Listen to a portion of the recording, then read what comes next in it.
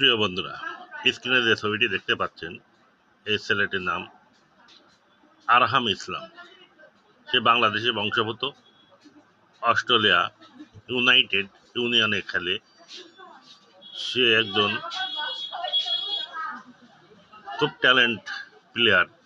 বাংলাদেশের হয়ে সে 2024 সালে অনূর্ধ্ব-16 দলে খেলেছে। তারপর থেকে তার কোনো খবর নেই। বাংলাদেশ ফুটবল সিন্ডিকেটের কারণে সে হারিয়ে গেছে। তার কথাও কারো মনে নেই।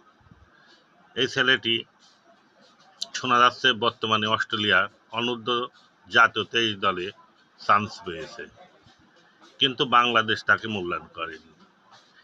এই ছেলেটি বাংলাদেশ দলে সে অনেক কিছু দিতে পারত।